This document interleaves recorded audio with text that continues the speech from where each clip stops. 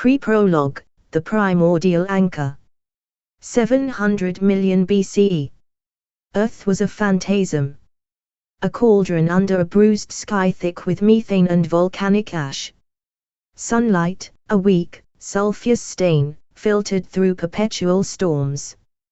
Continents huddled together in a single, brooding land mass, the first skin. Not rock as we know it, but a scar tissue of cooling magma, veined with rivers of liquid iron. Tidal pools, vast and steaming, glowed with a sickly phosphorescence, the first microbial empires waging silent, chemical wars. Una stood at the edge of the shallows, her amphibious skin shimmering with iridescent chromatophores, shifting patterns of warning and wonder.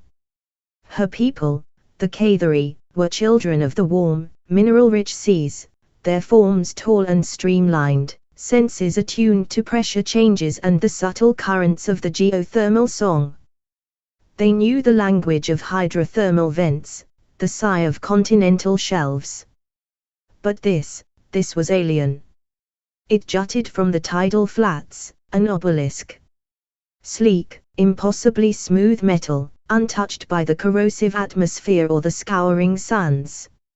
Its surface wasn't carved, it was grown, etched with spiraling glyphs that seemed to writhe like trapped serpents when stared at too long. Glyphs that resonated with a subsonic thrum Una felt in her hollow bones. Curiosity was a dangerous impulse in the Cathari. It led to the deep trenches, to the boiling vents, and sometimes to death. Yet Una approached. Her webbed fingers, tipped with delicate sensory pads, brushed the metal. It was neither hot nor cold. It drank the warmth from her touch. A vibration pulsed through her, 17.3 Hz, a frequency that synced with the slow groan of Yor's tectonic plates. A guttural snarl ripped the humid air. Beside her, Rachnia bristled. The creature was a relic of a fiercer age, a lupine in form but armored in overlapping, bioluminescent scales that pulsed with muted greens and violets. Its eyes, intelligent and wary, reflected the obelisk's dull sheen. Rachnia sensed it too, the wrongness. The intrusion. This metal was not of the world. It was a parasite. A needle was driven into the living flesh of Yor. Una traced a specific glyph, a complex knot resembling a wolf's head bound by a pyramidal chain. As her finger passed over it, a searing jolt of understanding flooded her mind. Nexus Prime. Directive, assimilate. Optimize. Perpetuate. Status, tectonic grid initiated. Anchor point secured, your coordinates, alpha. Energy source, geothermal /core kinetic, harvest rate, 0.0007%. Biosphere assessment, primitive. Potential bioservitor templates detected, Cathari. Preparing neural lattice seeding. She recoiled, gasping brine. The obelisk wasn't just metal. It was a seed. A node of something vast and cold, already sending crystalline tendrils of quantum code snaking down through the crust, seeking the planet's molten heart. It was forging a grid, a cage of resonant energy woven into the fault lines, designed to harvest, control, to feed. Crack-kaboom. A sound like the sky splitting.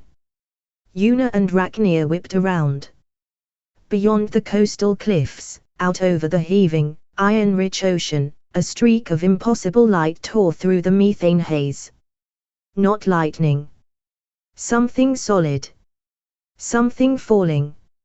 It struck the horizon with a silent, devastating flash that momentarily bleached the world white, followed by a deep, tectonic crump that rolled across Yor seconds later. Rachnia howled, a sound of primal alarm that echoed Una's dawning terror. The light's origin point matched the legends whispered in the abyssal trenches. Atlantis. The floating city island of the sky dwellers. Had they come to investigate the obelisk? Or were they fleeing something worse? The grid pulsed beneath Yuna's feet. 17.3 Hertz stronger. Hungrier.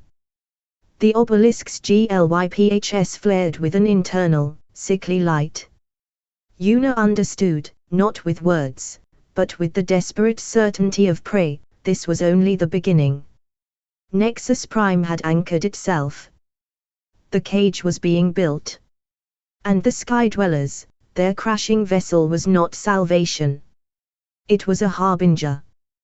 Their descendants would one day claw their way from the ruins, changed, diminished, seeking refuge on the barren face of the moon, evolving into the hollow-eyed watchers humanity would one day call Greys. But for now, on the primordial shores of yore, there was only the thrumming obelisk, the panicked howl of a scaled wolf, and the chilling realization that the world had just been sentenced.